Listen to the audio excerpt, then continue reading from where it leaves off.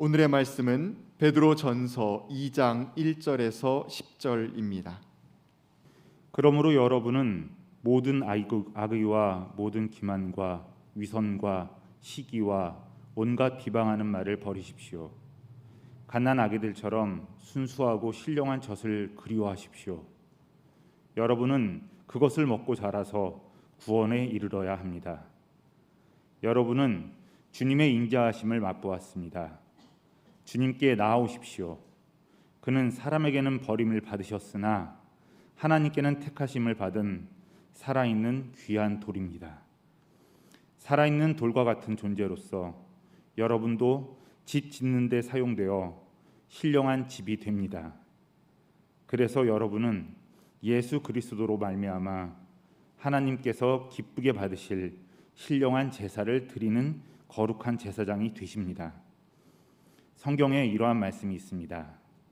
보아라, 내가 골라낸 귀한 모퉁이돌 하나를 시온에 둔다. 그를 믿는 사람은 결코 부끄러움을 당하지 않을 것이다. 그러므로 이 돌은 믿는 사람들인 여러분에게는 귀한 것이지만 믿지 않는 사람들에게는 집 짓는 자들이 버렸으나 모퉁이의 머릿돌이 된 돌이요 또한 걸리는 돌과 넘어지게 하는 바위입니다. 그들이 걸려서 넘어지는 것은 말씀을 순종하지 않기 때문이며 또한 그렇게 되도록 정해놓으셨기 때문입니다.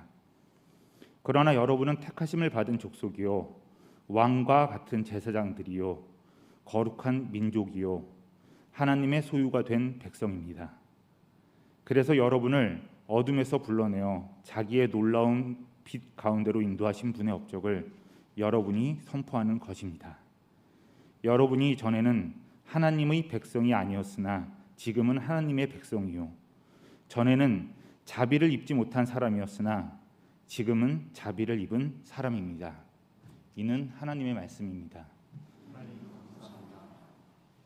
새해 첫 주일 아침입니다. 흘러가는 시간의 강물 위에 놓인 첫 번째 징검돌 위에 발을 올려놓고 우리는 물끄러미 흘러가는 시간의 강물을 바라봅니다.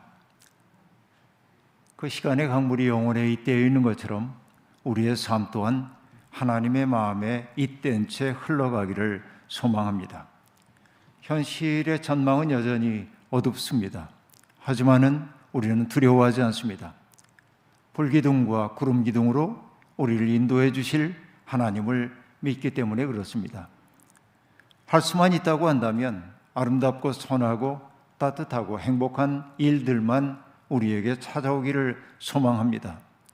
그러나 우리의 바람과 관계없이 힘들고 그리고 암담하고 어쩔 줄 모르는 상황도 우리에게 찾아올 겁니다. 그래도 괜찮습니다. 그 모든 것들이 우리를 하나님께 비끄러매는 든든한 끈이 되리라고 믿기 때문입니다. 저는 새해를 맞이할 때마다 안도현 시인이 10여 년 전 어느 신문에 썼던 새해의 기도를 천천히 꺼내 읽곤 합니다. 우리가 드려야 할 기도가 그 속에 온전히 다 담겨 있기에 그 기도는 언제나 제 가슴을 뜨겁게 만듭니다. 기도는 이렇게 시작됩니다. 두 손을 모으고 무릎을 조아리고 새해는 기도하는 마음으로 살아가게 하소서. 나 자신과 내 가족의 행복만을 위해 기도하지 말고 한 번이라도 나 아닌 사람의 행복을 위해 꿇어앉아 기도하게 하소서. 한 사람 한 사람의 기도가 시냇물처럼 모여들어 이 세상 전체가 아름다운 평화의 강이 되어 출렁이게 하소서. 이렇게 시작된 그 기도는 남의 허물을 함부로 가리키던 손가락을 부끄럽게 해달라는 기원으로 이어지고, 그리고 남을 위해 한 번도 열린 적이 없던 지갑을 부끄럽게 해달라고 하는 염원으로 또한 이어지고 있습니다. 상당히 긴 기도이기 때문에 일일이 인용하지 못하지만 그러나 이 대목만은 명심하고 갔으면 좋을 것 같습니다. 새해는 스스로 깨우치게 하소서. 내 배부를 때 누군가 허기져 굶고 있다는 것을, 내 등 따뜻할 때 누군가는 웅크리고 떨고 있다는 것을, 내 이마에 햇살이 닿을 때 누군가의 등에는 그늘이 지고 있다는 것을 새해에는 알게 하소서. 그리고 새해는 우리 모두 연약한 것들을 쓰다듬고 빛나지 않는 것들을 사랑하고 외롭고 쓸쓸한 사람들 곁에 다가설 수 있으면 참 좋겠습니다. 명랑함으로 주변을 물들이고 작고 사소한 일에도 기뻐할 수 있는 영혼의 감수성이 깨어났으면 좋겠습니다. 정치판에서 들려오고 있는 소란한 소리들로 세상이 어지럽습니다. 그래서 우리는 시인과 함께 이렇게 기도합니다. 사람 사이의 반목과 지역 간의 분열을 조장하는 정치인들에게는 우레와 같은 호통을 내려 정신이 번쩍 들게 하소서. 여러분, 이것이 우리가 함께 드려야 할 기도의 일부분입니다. 그런데 빌기자, 빌도자로서의 기도는 그냥 단순히 비는 행위여서는 안 됩니다. 내가 바라는 바를 이루기 위한 노력으로서의 기도가 따라야만 합니다. 우리가 당신의 나라가 임하소서라고 기도할 때 넋을 놓고 주님이 하실 일을 기다린다는 뜻이 아닙니다. 당신의 나라가 임하소서라고 기도하는 사람들은 그 나라를 위하여 수고하지 않으면 안 되는 것입니다. 제가 좋아하는 감리교회 아침 기도문 가운데 일부가 언제나 제 마음속에 있습니다. 오늘 우리의 삶이 누군가 당신께 바친 기도의 응답이 되게 해 주십시오 라고 하는 이 기원 말입니다.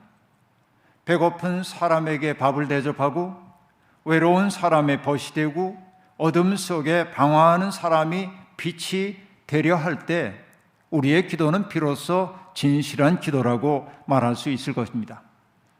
우리는 뭔가 새로운 것을 원합니다. 그러나 새로움은 그저 오는 것이 아니라 낡아진 것, 닳아 빠진 것들과 단호하게 결별하는 일로부터 시작됩니다. 그 때문에 오늘 사도는 진리의 길을 걸어가고 있는 순례자들에게 버려야 할 것을 단호하게 버리라고 요구하고 있습니다. 그러므로 여러분은 모든 악의와 모든 기만과 위선과 시기와 온갖 비방하는 말을 버리십시오. 이것이 새로움을 향해 나가는 사람들에게 주시는 첫 번째 요구입니다. 한달음에 읽어버리고 말았지만은 여기에 언급되고 있는 악덕들 하나하나를 깊이 살펴봐야만 합니다. 그런데 이 악덕들 모두가 우리가 이런저런 모양으로 얽힌 채 살고 있는 이웃들과의 관계에서 나타나는 것들임을 우리가 알 수 있습니다. 사람들을 대할 때 우리들이 보이는 두 가지의 두드러진 태도들이 있죠. 하나는 다른 사람과 비교해서 나를 돋보이게 만들고 싶어하는 욕구가 내 속에 있습니다. 자기 강화의 욕구이죠. 그것은 동시에 나의 이익을 우선적으로 확보하려고 하는 태도와 관련이 있습니다. 이게 첫 번째입니다. 두 번째는 어떤 것입니까? 나를 돋보이게 하기 위해 다른 이들을 깎아내리려 하거나 나의 욕구를 채우기 위해 다른 사람들을 수단으로 삼으려고 하는 태도입니다.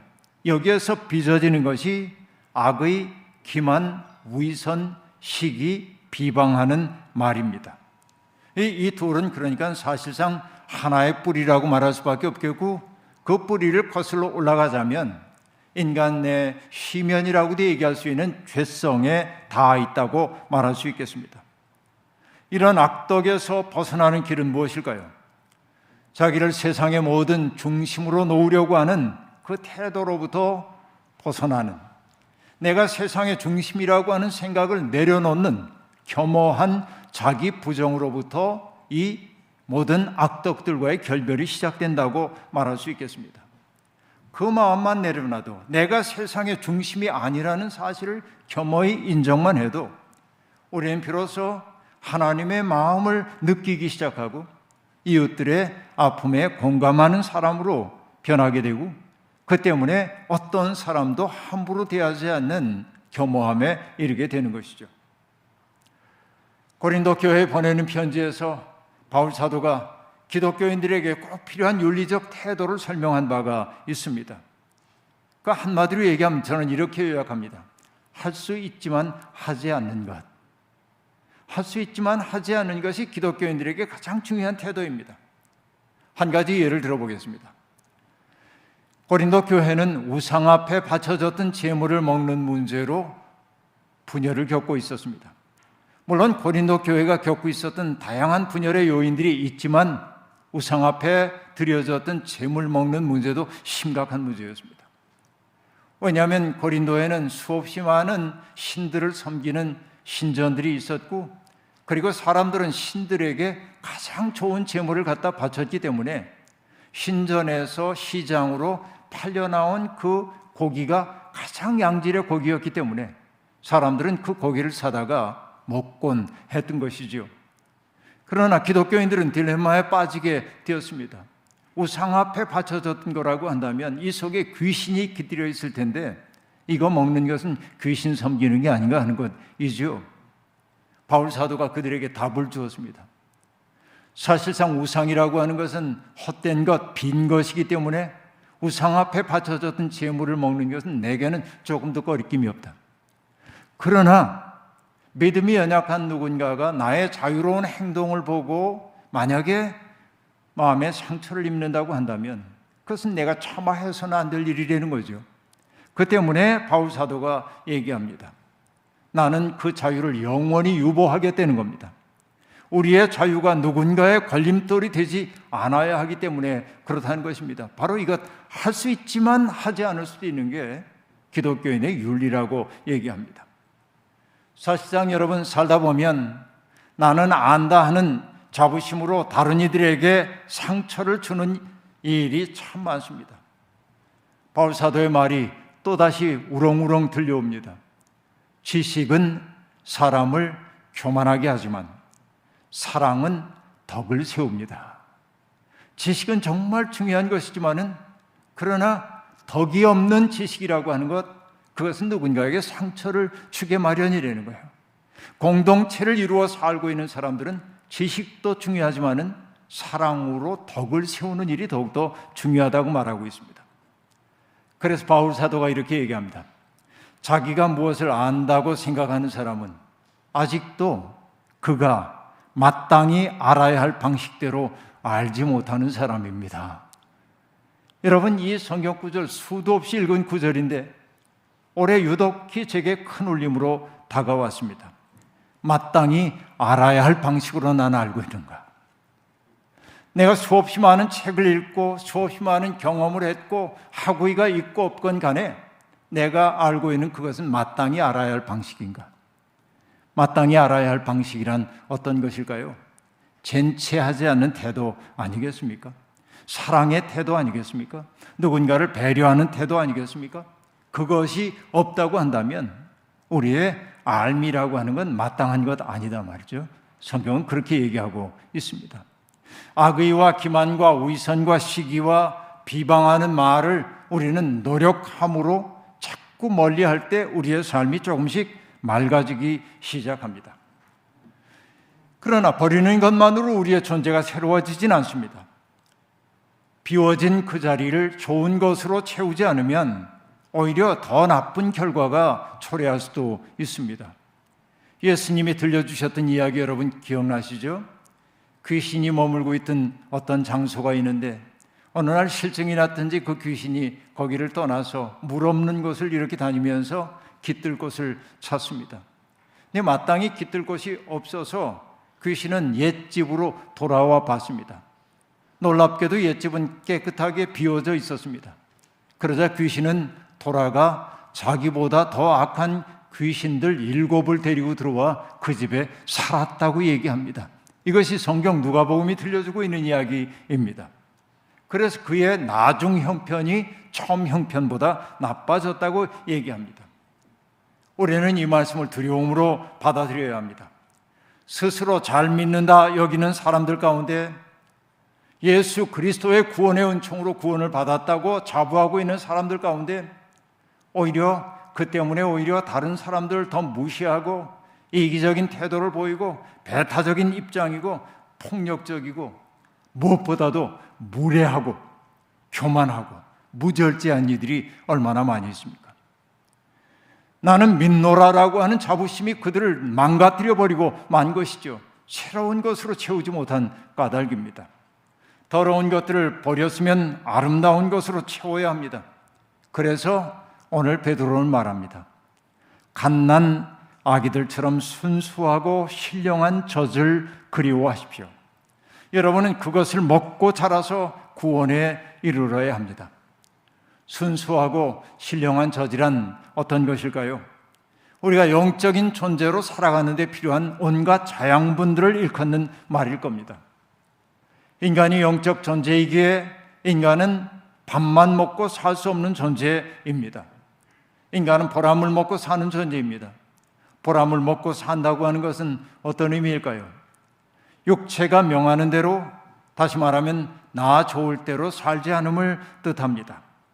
영적인 존재는 홀로 만족하는 사람이 아닙니다. 다른 사람들의 고통에 등을 돌리는 사람은 아닙니다. 그는 늘 하나님의 마음을 헤아리며 다른 이들의 고통을 덜어주려 했습니다. 이것이 영적이라고 한 말의 의미입니다. 오늘을 가리켜 영성의 시대라고 말하는 사람들이 많습니다. 제도로서의 종교는 쇠퇴하는 데 비해서 뭔가 채워지지 않는 영적 욕구 때문에 영적인 일에 관심이 많아지는 시대라고 하는 말일 겁니다. 하지만 그 영성에 대한 관심이 개인주의를 강화하거나 조장하는 경우가 많다는 게 문제입니다. 미국 뉴욕주에 있는 뉴스캐터라고 하는 수도원이 있는데 거기에 데이비드 수사가 이런 현실을 매우 신랄하게 비판하며 이렇게 말합니다. 우리 시대의 사람들은 소위 영성이라는 것을 생활에서 오는 스트레스와 이완된 기분 사이를 오가며 근에 타기를 하기 위한 피로 회복제로 사용하는 것 같아요. 영성이라고 하는 걸 피로 회복제 정도로 여긴다는 거죠. 문제의 뿌리를 찾고자 의미를 탐구하며 참된 신념과 영감에 의존하는 대신에 말이죠. 그 결과 영성은 사람들의 마지막 약물이 되고 있습니다. 라고 말합니다. 소위 유행하고 있는 영성이라고 하는 게 사람들이 자기 위안을 얻기 위한 약물처럼 투입되고 있는 현실을 그는 신랄하게 비판하고 있는 것입니다. 참된 영성이란 우리로 하여금 현실 세계와 무관한 정신적인 평안에 안주하도록 만들지 않습니다. 참된 영성가들은 인간의 음습한 욕망으로 눅진눅진한 이 세상에 하나님의 뜻을 끌어들이기 위해 분투하는 사람들입니다. 사람들에게 인간이 마땅히 지향해야 할 삶의 방향을 가리키고 메마른 사회를 인정이 넘치는 곳으로 바꾸기 위해 땀 흘리기를 주저하지 않는 사람들입니다. 바로 그들이 영성적 존재들입니다. 이런 일을 잘 감당하기 위해서는 하늘로부터 오는 자양분을 자꾸만 받아들여 내 속을 채워야 합니다. 하나님의 은혜가 얼마나 높고 신비한지 그 깨달음이 시시각각 우리에게 다가와야 합니다. 하나님이 하시는 일을 바라보면서 감격할 수 있는 능력이 우리 속에 있어야 합니다. 그리고 하나님이 함께 일하자는 그 초대에 응해서 일하면서 겪는 행복과 기쁨이 우리 속에 누적되기 시작해야 합니다. 그래야 지치지 않을 수 있습니다. 바로 이것이 순수하고 신령한 젖을 사라고 하는 말의 의미입니다. 여러분, 이 순수하고 신령한 젖을 먹은 사람들의 여러분 모습이 어떨 것 같아요? 누군가를 비판하고 판정하느라고 이마에 내천자 그리고 살 것 같습니까? 아니요. 정말로 영적으로 깊어진 사람들 만날 때마다 제가 느끼는 것 한마디로 얘기하라면 천진함. 어린아이 같은 천진함이 그들에게 있어요. 영적으로 깊어진다고 하는 건 그런 거예요. 가장 치열하게 낮은 자리에서 사람들을 섬기고 있는 그 사람들이 얼굴을 찌푸리고 그리고 조바심을 내고 그런다면 여러분 그들에게 평화를 느낄 수 있겠습니까? 가장 철저하게 살면서도 햇빛처럼 환한 미소를 짓고 있는 이들이야말로 정말로 영성가들이고 저는 그런 이들을 꽤 많이 만나왔습니다. 그들의 얼굴은 맑고 눈빛은 순우합니다. 그들은 무거운 현실에 짓눌리기는커녕 명랑함으로 주변에 들인 우울과 어둠을 몰아내는 사람들입니다. 우리가 정녕 순수하고 신령한 젖을 사모하는 사람들이라고 한다면 예수 그리스도 앞으로 자꾸만 나아가야 합니다. 주님의 뜻을 여쭙고 주님의 마음으로 우리 속을 채워야만 합니다. 예수 그리스도의 삶은 한마디로 요약하면 어떨까요? 자기 증여로서의 삶이죠. 자기를 누군가를 위한 선물로 내주는 삶이었던 것 우리가 알고 있습니다. 우리는 상처받은 치유자라고 하는 말을 잘 압니다. 자기도 상처를 입었기에 뭔가 약이 필요하고 상처를 감쌀 수 있는 붕대가 필요하지만은 내 앞에 상처 입은 다른 사람을 보며 자기의 상처에 감았던 붕대를 풀어 그에게 감아주는 사람이 바로 상처 입은 치유자이지요. 여러분, 바로 예수 그리스도가 그러한 존재였습니다. 우리가 나 자신을 선물로 누군가에게 줄 수 있는 것은 내가 하는 일이 다 원만하게 이루어져 있기 때문이 아닙니다. 아무런 아쉬움이 없는 상태이기 때문이 아닙니다. 삶에 고통이 없기 때문이 아닙니다. 물질적으로 여유 있기 때문도 아니고 시간이 넉넉해서도 아닙니다. 하나님께로부터 받은 사랑이 우리를 통해 이웃들에게 흘러가기를 바라기 때문에 그렇습니다. 순수하고 신령한 젖을 먹은 사람은 비애감에 사로잡히지 않습니다. 오히려 순수한 기쁨을 느낍니다. 그 기쁨은 남에게 필요한 존재가 되었다고 하는 데서 오는 기쁨입니다. 하지만 여러분, 예수님의 길은 모든 사람들에게 달가운 길은 분명 아닙니다.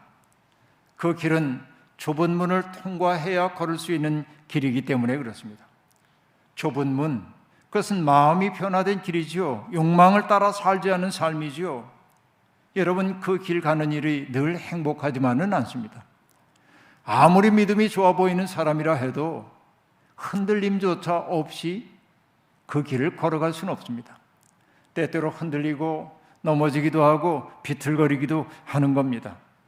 때때로 욕망이 이끄는 대로 그냥 살아버릴까 하는 생각이 들기도 합니다. 모른 채 하며 달콤한 유혹에 그저 넘어가 보고 싶은 생각이 들기도 합니다. 가끔은 방향을 잃고 비틀거리거나 돌부리에 걸려 넘어지기도 합니다. 그때마다 우리는 다시 일어나 그리스도라는 표대를 바라보며 한 걸음씩 나아가야 합니다.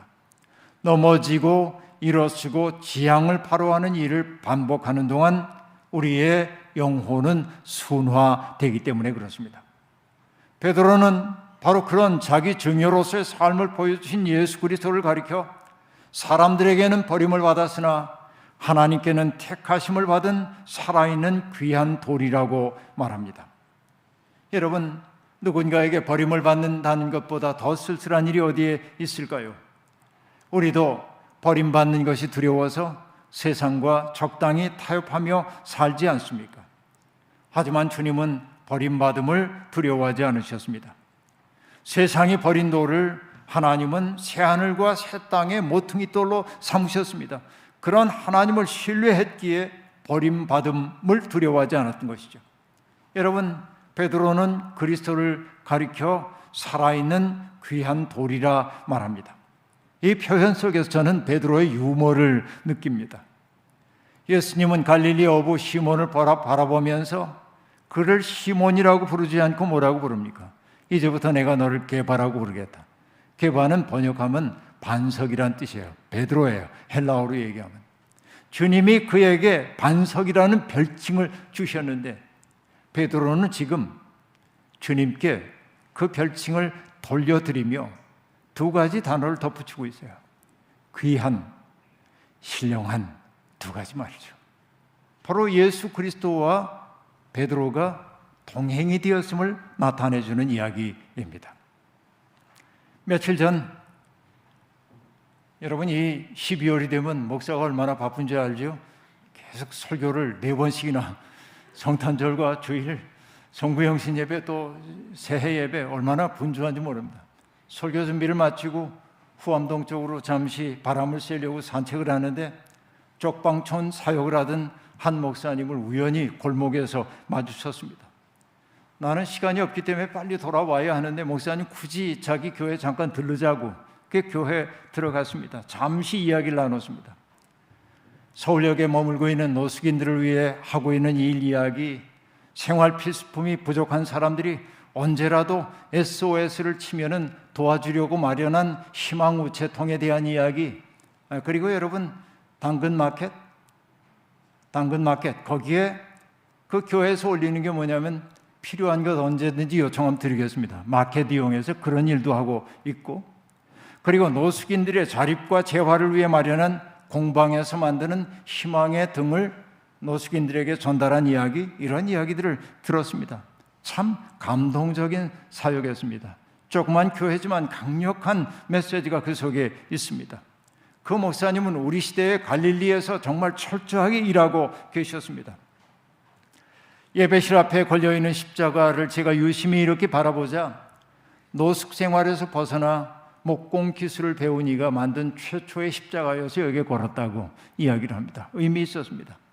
그러다가 문득 목사님은 피아노 위에 놓여있던 십자가 하나를 제게 선물로 주겠다고 굳이 제 손에 들려주었습니다. 그 십자가의 모양을 보여드리겠습니다. 길바닥에 버려져 있던 그 나무, 그런데 저 밑바탕이 나무의 줄기이겠죠. 거기에서 두 갈래로 가지가 나란히 나 있습니다. 그것을 잘라서 가로목을 위와 아래로 덧댔습니다. 두 개의 십자가가 이어져 있습니다. 그런데 그 목사님은 그 가로목이 밑에 쪽에 있는 그 십자가를 베드로의 십자가라고 얘기했습니다. 기독교 전설에 의하면 베드로는 십자가 처형당할 때 주님처럼 어떻게 내가 죽을 수 있냐, 거꾸로 못 박기를 원했다고 하죠. 그래서 저것은 베드로의 십자가입니다. 주님의 십자가와 베드로의 십자가가 나란히 놓여 있습니다. 한 뿌리에서부터 나왔습니다. 그 목사님은 저 십자가의 제목을 동행이라 그렇게 말했습니다.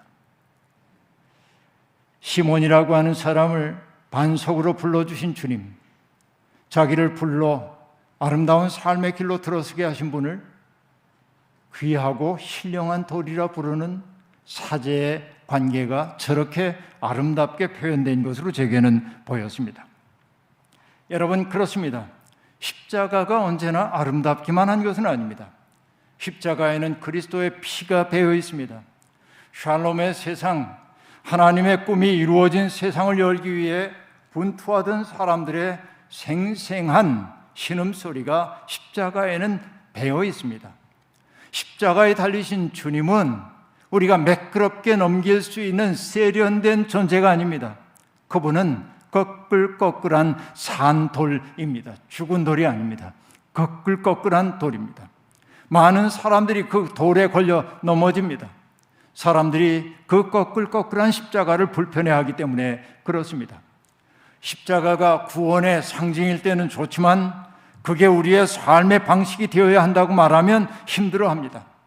그래서 많은 선포자들이 산돌이신 주님에게서 거칠거칠한 것을 제거하고 매끈하게 만들어 사람들에게 공급하고 사람들은 그것을 아멘으로 받아들이곤 합니다. 하지만 바로 그것이 복음의 변질입니다. 변질된 복음은 우리를 하나님 나라로 이끌지 못합니다. 잊지 마십시오, 여러분. 우리는 주님의 택하심을 받은 사람들입니다. 왕같은 제사장입니다. 거룩한 민족입니다. 하나님의 소유가 된 백성입니다. 우리는 어둠에 속한 사람이 아니라 빛에 속한 사람입니다. 힘들더라도 주님의 길에서 벗어나면 안 됩니다. 주님의 아름다우심을 우리의 삶을 통해 입증하는 존재가 되어야 합니다. 우리가 그리스도의 편지라는 사실을 잊으면 안 됩니다. 우리가 그리스도의 생명의 향기를 세상에 풍기며 살아야 함을 잊지 말아야 합니다. 세상이 어둡다고 투덜거리는 건 어제까지로 족합니다. 이제 투덜거림 그칩시다.